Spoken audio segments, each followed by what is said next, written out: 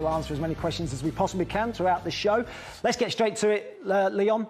The Manchester derby. We were hoping for a better game. It was a pretty one-sided affair, wasn't it?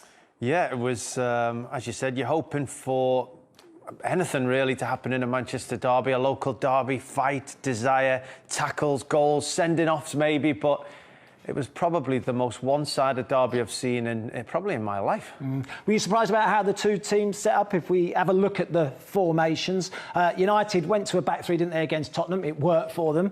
They kept it for the Champions League game against Atalanta, and then again for the Manchester derby.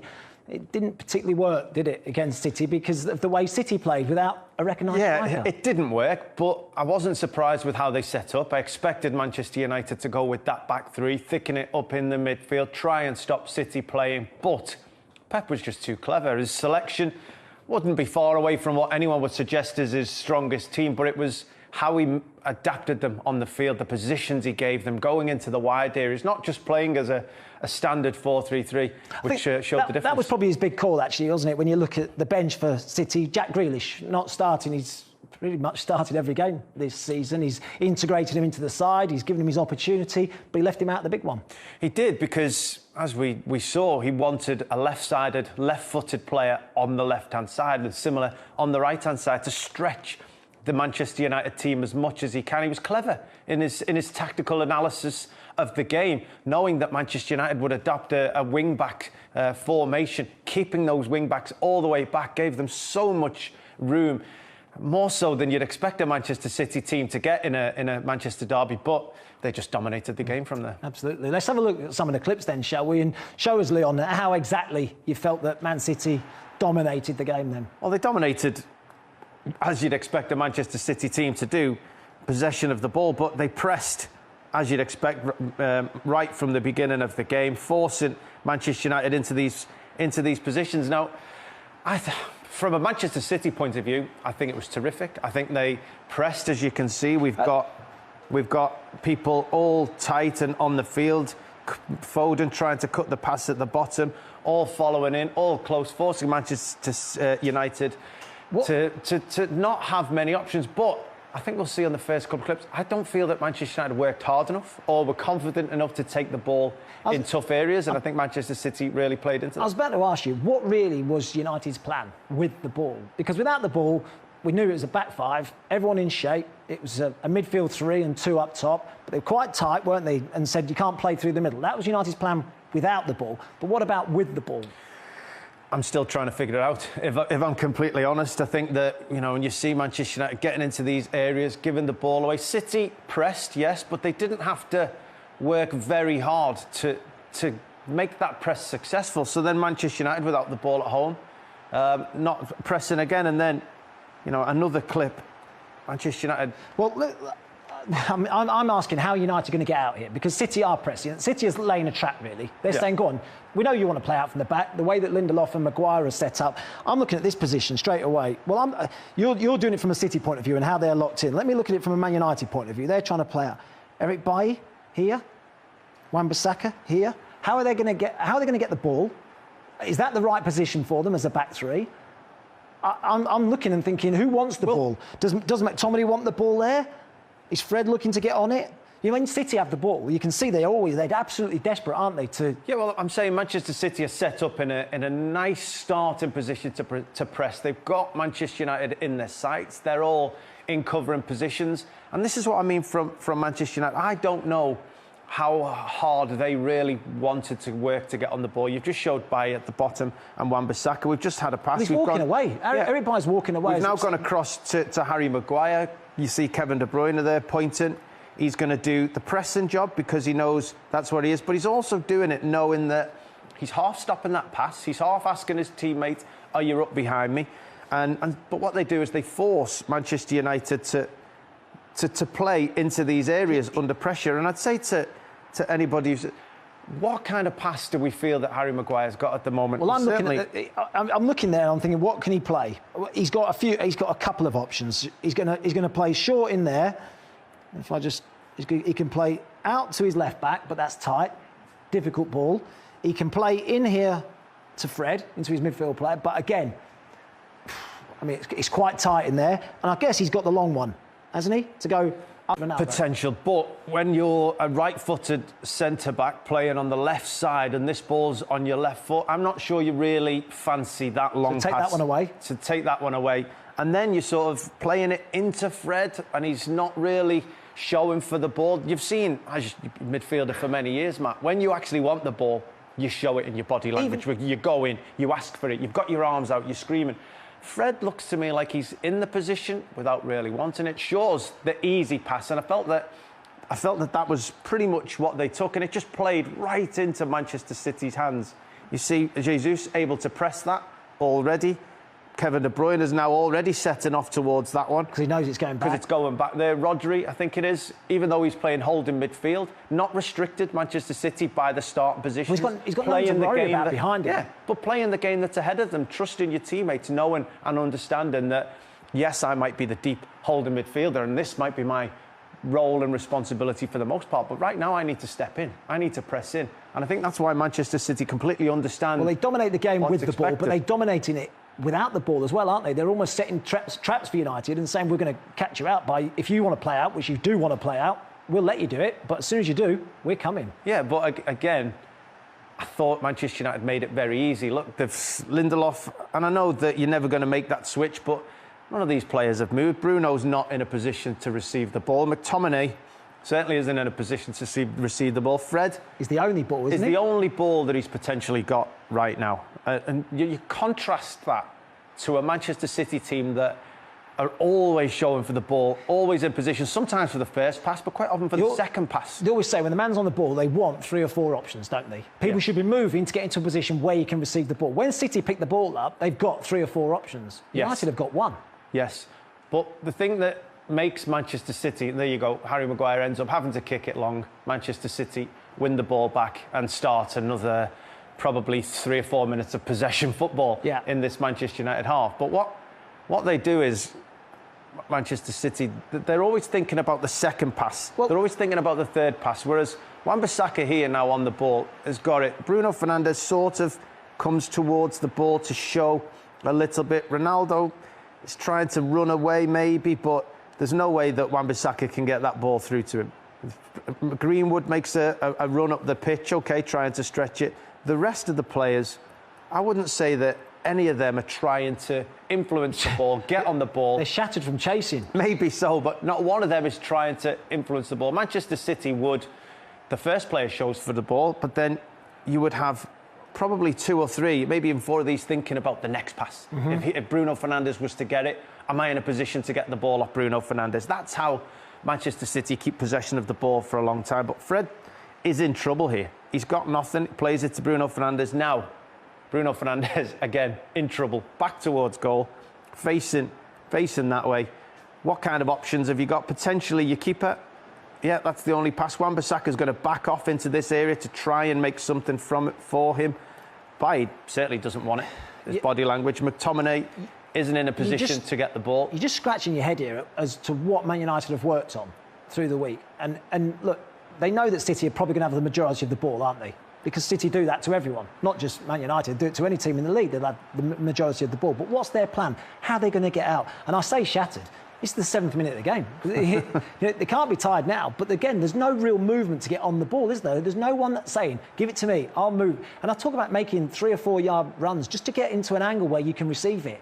There's none of that. Well, if they were more confident and braver, and if this was, as I said, roles reversed, this player in this position would be screaming for the ball. Yes, it's a tight pass, but if you're brave, if you're positive, if we know this is what we're going to try and do, we're all going to show for the ball and take the ball in tight areas, you're out, and you're actually up the field. Yeah. But it was as if, you know, we're working so hard. I've been there many times. When you work so hard off the ball and you don't get a look, even 7 minutes into a game, when you actually win the ball back, you're actually all hoping for a rest. You're hoping one of your teammates keeps the ball for a moment so that you can get a break.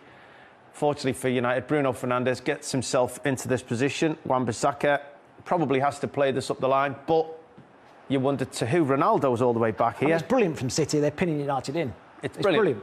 It's brilliant because they don't always get the credit because they've pinned in, they've forced into areas. They've got Manchester United into these areas of the field and they've pretty much got an overload. in this area, and yet they've still got that man spare in this position. So it's brilliant pressing from Manchester City, but again, I just felt that Man United played into Manchester City's hands during the game. Yeah. Bit like City. They go from two angles, don't they? Side to side. Well, they do, and then obviously they're so quick in transition that it leads to Manchester City creating the opening goal. Now, obviously we've seen it come from here, but it has to be highlighted that just spoke that Manchester United didn't work hard enough in possession of the ball. Well, quite clearly, you have to say that they don't work hard enough out of possession of the ball here. They've tried to defend their own penalty area. Balls come out. You've got Cancelo in this position here, completely unmarked. See, this is where City were really clever, and they overloaded in the wide areas, didn't they? Because United were narrow. The back five were narrow, the midfield three were narrow. You felt that the two wider central midfield players had a lot of work to do. They had a lot of ground to cover, and I'll highlight him, Bruno Fernandes. Now, don't get me wrong, he does nowhere near enough to go and close the ball down. His work rate's not good enough. He has to do better.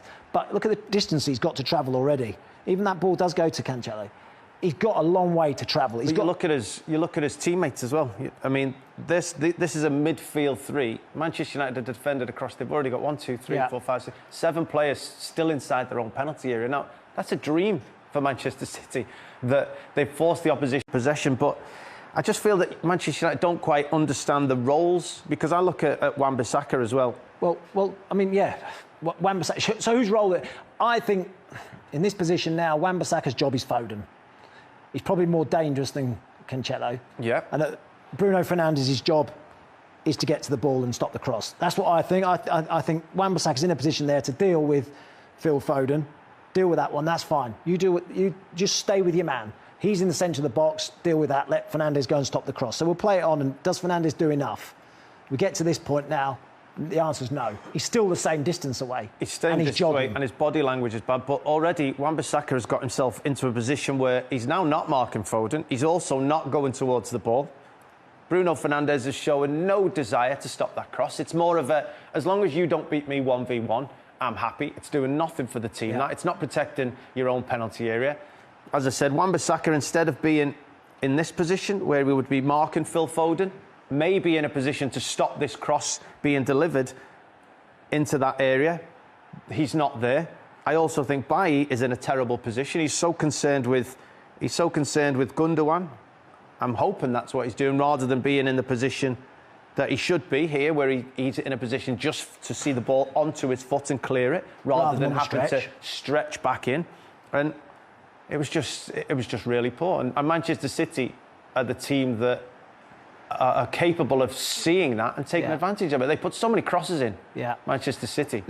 I mean, yeah, they did. So we talk about it starting on the right-hand side, and that's exactly where it did. And in this position here, you're looking at United's back five, and you're thinking, do you know what? 1, 2, 3, 4, 5. Talk about them being narrow. That's how narrow they were. They're very close together. But they're not in a bad position, really, because you're thinking, well, he can deal with him. He can deal with him. That's no problem. He can deal with him. And we've still got 2 spare. It's 5 versus 3. We shouldn't really have a problem here. If I'm going to pause it now, Wan-Bissaka, I'll take it back very slightly. Watch Wan-Bissaka. He has one little glance. If you just keep an eye on Wan-Bissaka, there he is there. I'll play it on slowly. He has one little glance. Sees Foden there. So now he's seen him. So you think, right, do your job. Everyone else is marked. It's no problem at all. It shouldn't be a problem. As it comes in, right, Bailly has lost Gundogan, not seen him. Wan-Bissaka has lost Foden behind him, can't see him. So your body position straight away is wrong as a defender, because all you can see is what's there. You need to be on the half turn, open your body up so you can see the ball and the man. Neither of them do that. No one's doing it. Lindelof hasn't done it. Maguire hasn't done it. Bailly isn't doing it, and Wan-Bissaka isn't doing it. This is one of the strengths of Manchester City, though. Despite them not playing with Should score. Yeah, of course. But despite not playing with any strikers, they've now isolated Manchester United 4v4 inside their own penalty area by making runs from deep. Bruno's miles away. Bruno's miles away. If Wan-Bissaka's marking Foden, or he's doing a job on Foden, he gets himself, as you quite rightly say, into this position where he might better deal with it. Again, look at Bailly's position. He's now gone the other way, so he's facing like that instead of opening his body up so he can see the cross, see the man. Ball comes in. Wan-Bissaka, if he's in that position, he heads it clear. Ends up in the back of the net. That's 7 minutes into the game. Where's United's plan again? Where's he going? Wan-Bissaka. Right, Bruno now. Is there a way out? Is there a way of playing a 5, 10, 15-yard ball? I look at it and think there is. This is the one. It is. I mean, look, there's the ball, isn't it? It didn't happen very often during the game that Manchester City actually played something a little bit clever. That pass was clever. Suddenly, you've beat 2 Manchester City players. Yeah. Right, now we took an advantage. And this is, again, I keep referring to the intelligence and understanding of the Manchester City side, knowing when and where to hurt teams and knowing when they've got the advantage. As I said, Wan-Bissaka's just created that advantage there. Now, suddenly, as you said, you've got that pass into... We've got 2 players, into free. Fred or into Greenwood. But Ronaldo's calling, he wants it done to the far side. It's not necessary, but it's not necessary in one pass. But that is their advantage. But they chose the wrong option and let Manchester City off, not off the hook because they were so far up the field, but you're allowing Manchester City to compete for it's the ball. It's hopeful, isn't it? On the ball, on the ball for United, it's hopeful. There's no real plan. No. But how quickly you see Manchester City get the ball in these areas. You see, they won the ball back very quickly because they had a game plan that we're going to have. And we showed at the very top, we're going to have a left-footed fella all the way out here, stretching the pitch. We're going to put a right-footer all the way on that side of the pitch. At the moment, it's Kyle Walker. Jesus has come into this position. But how quickly that Manchester City go, right, we've won the ball back now. Where's our game plan? Where are we going to hurt them today? Well, I'll tell you what, it's this area. And it's this area. Down the sides. Yeah, it's down the sides. We're going to allow Manchester United, with all the strength that Manchester United have got in the middle, we're not going to go in there. They're strong in there. We'll play where they're weak. And how quickly they identified that intelligence. Look at the way Cancelo just hangs into this area. He's waiting. He's got his arm up. If you watch Cancelo, hangs in this he has area. his arm up, looking for the ball. He wants the ball. Now, his arm's up now. Stones has seen him, bangs it across early. And now it's a 2v1, and then Wan-Bissaka's got a problem now, hasn't he? He's 3v1. The way that they've overloaded it now, boom, 3v1. And he's thinking, where do I go? He's thinking, who do I go to? Do I stay where I am? Do I go tight? Do I go to the ball? He has absolutely no idea, really, what to do. Little 1-2, should do better, should stay with Foden. Gets back, gets himself into position. United clear. Can they keep the ball? They didn't keep the ball for more than 2 or 3 passes after they'd won it. It was brilliant. In the whole first half. It was brilliant from City, but it left Ollie scratching his head. He's changed to a back 3 or a back 5 to try and keep them out. The opposition did something to affect that, and I didn't think United reacted quick enough or found the answer to that problem. Yeah. So United thought they were doing the right thing by picking a back 5. City are very good going forward. They're going to have a lot of the ball. That's how we're going to defend. That's how we're going to keep a clean sheet, because it's something they haven't done often enough. How did City attack the back 5? Brilliantly. Brilliantly, if we're being honest. As I said, we've already half highlighted. Well, that's the position. That perfect moment, there. but this is it. This is it. We show Foden, Jesus, and this is where they were clever. You see Gundogan, and it's Bernardo Silva playing either side. Well, let me just show you the Man United back 5 and ask you. That's a good shape, yeah? Is that a good shape? That looks on paper a good shape. Yeah. Who are you marking? Who are you affecting? I think the referee's the best referee in the league. But they're not affecting anything. They're not getting tight to anybody, not getting close to anybody. Yeah, you'd even argue that, if you take Manchester United's shape as a whole and you say, right, we've worked on a back 5 and we've worked on a midfield 3, I would argue that they look well drilled. They look like they're in good positions. It was just that Manchester City gave them something to think about and they couldn't find the answers. And Manchester City moved the ball quickly. We've already highlighted the areas at the bottom of the pitch, well, the areas at the top of the pitch. I think these two were the key. I personally felt the fullbacks were the key. This is Cancelo now on the left-hand side. They're the ones who had time on the ball. Yeah. The way that United was set up, as a 5, as a tight 3, as a 2 through the middle, City's spare men were always the fullbacks. They were, but this is why, again, I say that the intelligence of Manchester City's side. At the moment, the fullback, Ronaldo's got onto the fullback to stop Kyle Walker operating in, because we've showed that the fullbacks hang out into these areas and wait for the ball. So what's happened now? Well, actually, what's happened now is Kevin De Bruyne has thought, well, there's the space, and that's where we're going to hurt them. So I'll go in there. I won't stand in here. where I'm easy to mark, I'll go and stand in that position. And it was clever. They switched the ball quickly. They rotated the pass. They're always in between United players, aren't they? They're never easily marked. You see these two again at the bottom, not getting sucked into going across the field, staying away at the top. And Manchester United just literally couldn't Did you see? get Just watch Cancelo. I mean, I think it's brilliant. I'm going to take it back very slightly. Just what I'm going to highlight him, because the ball before it goes back out to the right hand side, he's saying, "I want the ball." So here he is. There's Cancelo here. Watch him. Just watch as I play this on slowly. Right, he wants the ball. Look at his reaction. Well, he knows that. Watch him. Slaps his thigh. Give me the ball. We're 2v1. Just give me the ball. 2v1, exactly how they were set up tactically to do it. And again, exactly the same thing. The best marked referee all season. but it's these two again, isn't it? Foden and Jesus. If he'd picked Grealish, so this is maybe why he didn't pick Jack Grealish. Because I think Jack Grealish wants to come to the ball, he wants to get on the ball, he wants to take people on. As we've seen when Sterling plays on this side, they have a tendency when they dribble to dribble inside. Pep didn't want that. He wanted to constantly make this player in Wan-Bissaka have to come out there, which in turn has a knock-on effect, which in turn makes the pitch seem so big all over the place. Yeah. Manchester City tactically got it right. So it goes down one side, gets tight. So what do? Again, though, they filter it now because the overload's now on the right-hand side, isn't it? You've got Walker now with his arm up. If you highlight Walker, look at the far post. There's Walker. Now he's the one who says, "Look, he's gone down the left-hand side. United have got across. Now we're going to switch it." Yeah, well, yeah, and Bernardo Silva as well. I just highlighted the referee being, the best smart ref in the well, in the Premier League. They've got no job to do, have they? Manchester United, but from an Ole Gunnar Solskjaer point of view, he would say we've worked on defending as a back five. Our three centre-halves aren't in bad positions. His wing-backs aren't. Shaw's a little deep in this moment. We've stopped it, but they're not in bad positions. His midfield three, maybe even a diamond in midfield to stop going through. It was just one that. Up top, yeah. Pep outdone Ole tactically. He saw the back three coming and he played in these positions. Even when the ball pops into the middle, they just wanted to get it out. Again, you'll highlight Cancelo at the bottom of the pitch. So much time, so much space.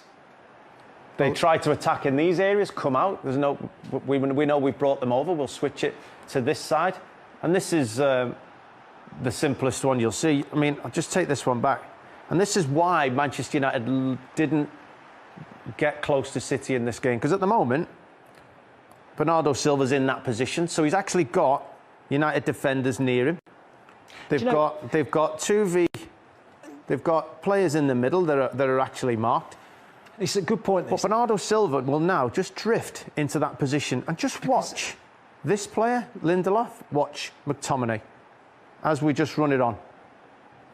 And he's there's no need for Manchester United to keep all their centre-backs at this point. They're all pointing.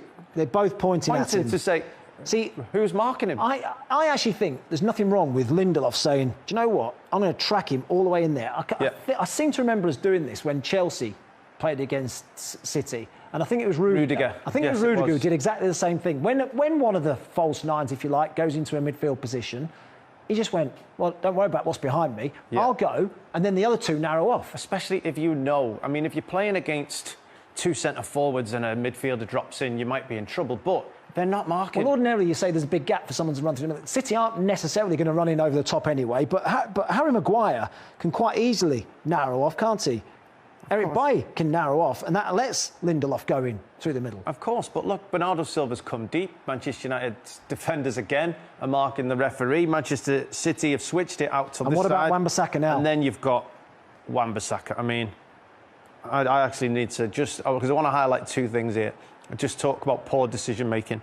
So, you're right, Wan-Bissaka is already on the move into this position. For some reason, he thinks that that's more dangerous than marking Phil Foden in this moment. You can do that if Eric Bailly is aware and wants to make sure he's over into that position. You can press. You can do it if you're told to do it. If Eric Bailly is saying to you, you push in on Cancelo, I've got Foden. Other than that, you've always told Matt, you're the same. Stay where you are. Yeah, stay where you are. It's better to have the ball in front of you than have the ball behind you. You defend what you've got and you try and go to press afterwards. So that's the original part. But I also want to watch, because this ends up with a Kevin De Bruyne effort on goal. So I just want to highlight Harry Maguire here because, as I said, they're set up in a decent bit of shape. Just watch as United get caught out. Watch what he does. So he tries to play offside. He steps forward, right? Suddenly, Luke Shaw is now in trouble. Yeah. So I'm just going to highlight Harry Maguire again. Luke Shaw's in trouble. Jesus is running in behind. So just watch Harry Maguire. So Shaw does the run with Jesus. He has to. Yeah. So Harry Maguire points in a moment, because I'm going to let it play full speed, points to Luke Shaw, pick up Jesus. Yeah. In doing so, you would expect the understanding is that he's going to take Kevin De Bruyne. Surely. Right? Because they're in trouble, Manchester City. Watch. There he is, pointing Maguire. He's got Kevin De Bruyne. No, he's not got Kevin De Bruyne, who ends up having the shot. So he steps up, he allows the space. They're constantly scrambling and end up conceding another chance of goal. And this is another one where, again, City don't get dragged in. They don't say, oh, I've not got the ball. Do you know what? I'll go looking for it. I haven't had the ball for a little while. I'll go looking for it. Yeah. Come into the bodies. They stay where they are. They're quite happy to stay where they are. We'll play it on. He has a couple of times again. Cancelo wants the ball. Look at this. I mean, how long has this clip been playing for now? Look at the space that Cancelo is in. And he's been in that the whole time. Honestly, I'm looking at that thinking, someone do something, please. Well, the fact Get that tied to it. 2v1 the whole time. And he's still got his arms in the air and he's frustrated that the ball's not coming. He's done it again. He slapped his thighs again. This was again. a pass. I mean, John Stones He's hardly seen it a thought couple of about that times. all afternoon. He played that pass quite often without even thinking. Suddenly, Phil Foden up on the outside and Lindelof has an effort at goal.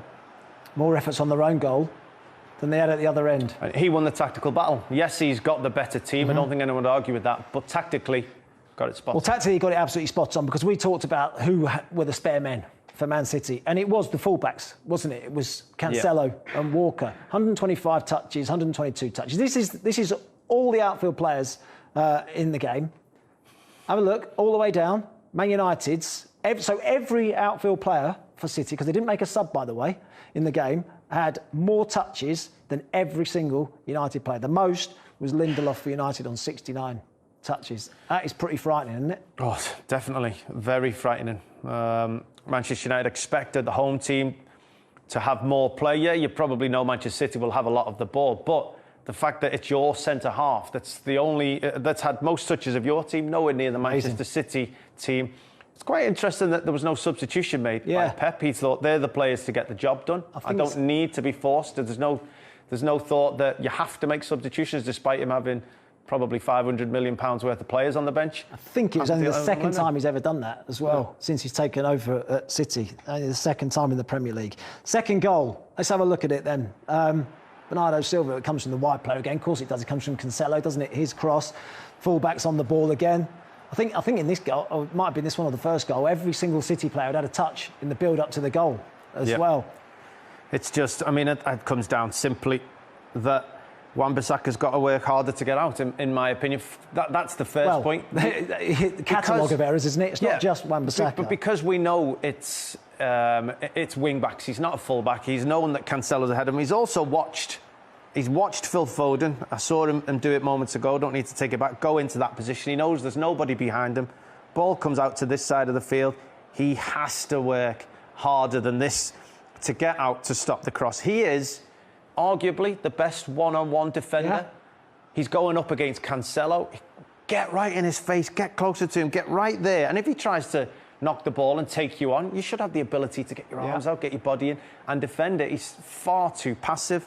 He even jumps to his side to allow that one to come through. But I just think it's a wonderful ball we're about to see. But one of those defenders has got to go and deal with it. And how many times have we said it? Maguire and Shaw. Let's play it on. McTominay's found himself deep in the defensive line. And he's done that because... Let's play it on slowly, look. How many times have we said, Maguire, deal with it? Shaw, deal with it. Well, they've conceded so many goals at that far post with the two of them culpable. I think Maguire could have dealt with that. Just go and hit it. I think he could have gone and headed it. I think that if you're a centre-half and the ball's coming in, you're in that position, you just go and head hit it. Luke Shaw, deal with it. I think Luke Shaw could have stopped Bernardo getting to the ball, but as a left-back, I think you're expecting your centre-half to go and deal with that. If it comes over Harry Maguire's left shoulder, in between him and Luke Shaw. Luke Shaw's got to deal with it. He's in trouble. But the fact it comes off the inside of Harry Maguire's shoulder, that's something that Bernardo Silva that's played the ball out to Cancelo. And they both just left it to each other. David De Gea maybe could do a bit better, possibly. Comes it in from a short distance. He doesn't cover himself with glory. I mean, he'd had a wonderful first half. He did. He kept it down to two as well, yeah, up until that point, but just didn't deal with that very well. Certainly an unorthodox. Ended up 2-0 at half-time and probably a justifiably fair score. It was a damning day, wasn't it, for Man United? If we look at this graphic, this is, I think, highlights it. Man United's fewest touches in the opposition box since Opta began recording the stats, and this is since the 2008-09 season, just 4 touches in the opposition box. I think they only had the one shot, didn't they? It was Ronaldo's shot with keeper save. Really? But you're talking about a derby here, you know, bragging rights, etc. Top 4, title race supposedly at home as well. At home, crowd up. You've just been beaten by Liverpool at home, haven't you? You want a reaction. 4 touches in the opposition box. 4 touches, not many opportunities to get forward because they didn't win the ball back off Manchester City. They didn't get close enough. They didn't put a tackle in. One booking, Ronaldo, late in the second half. Only person that laid a glove on Manchester City. You know they're a quality side. Sometimes you've got to get the crowd on side. You might not be able to even win the ball, but you've got to try and go and, you know, it's done less in the modern game. You've got to go smash someone. You've got to go get the crowd on your side. You've got to go try and get the team behind you, raise the tempo of the game. One booking. Let's have a look at this then. United, 389 passes they completed in the match. Man City, well, not 427 in the match. That's just the second half. So they completed more passes in the second half than United did in the whole game.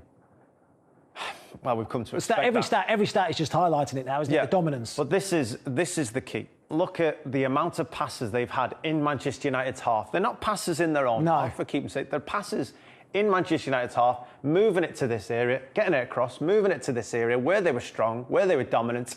Manchester United are a bit more all over the place, which sums up how they're kind of playing at the moment. It does feel a bit like that, doesn't it, Man United? 1 step forward, 2 steps back, so very up and down. I wonder what the Man United fans are thinking about it. Let's head down to the social hub. And Leroy? Yeah, got so much reaction to this, Matt. BK says, Leroy, watching the derby, remembered one of your lectures about the back 3. He said, at Spurs, Lindelof got out to help Aaron Wan-Bissaka, but Bailly didn't. Are they more comfortable with Varane in the middle of that 3? What do you think, guys? Wow. I mean, I've been saying it.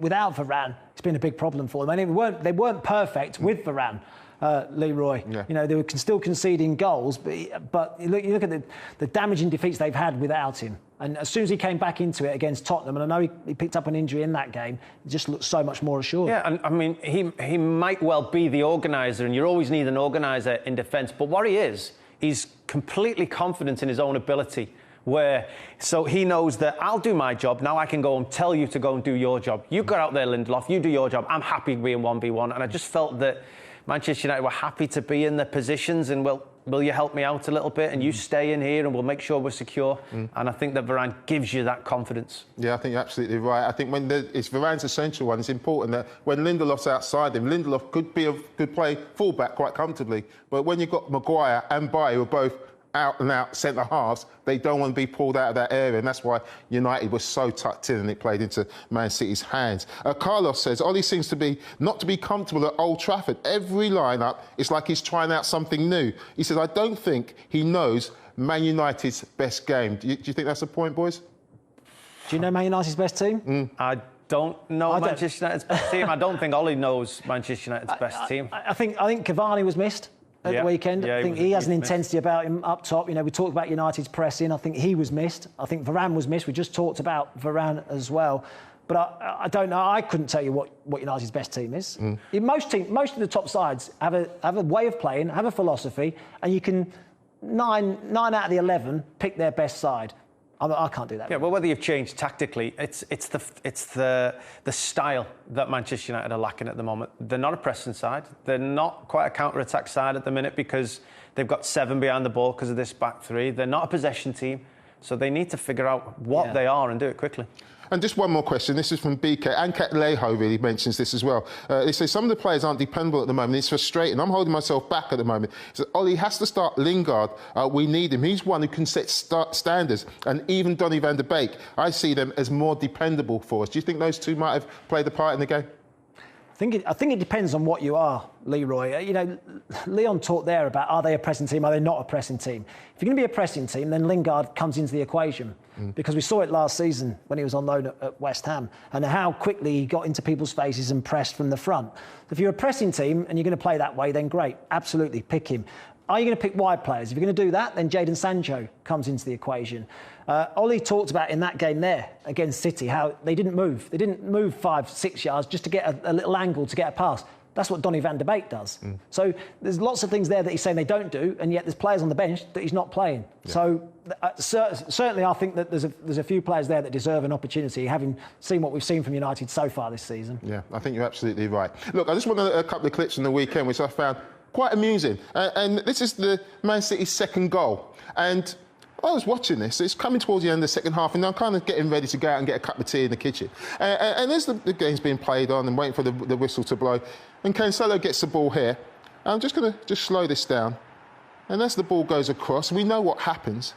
You know, Bernardo Silva sticks it in the back of the net. But who knows that it's gone in the back of the net? I'm just going to pause it here, because the other one who seems to know for me is Kevin De Bruyne knows. I think Gundogan knows. Jesus, not a clue. Foden's running because he thinks it's a corner. From Man United's point of view, only Bernardo Silva knows. Luke Shaw is just about to find out. And it just made me giggle. But I thought Bernardo's reaction was even better than all of those. And as the ball goes in, I'm just going to slow it down here. You see him getting on the back post. And look, it's so brave because he started it back in his own half. And as he just gets up there, I'm just going to pause it there and play it very slowly. Just look at him. Not a clue. Where is it? What? Oh, it's in the goal. It's in the goal. Oh, my God. Oh, yes, I can celebrate now. It was brilliant. I just thought it was absolutely fantastic and I absolutely loved it. One man who did know how to celebrate and was right on point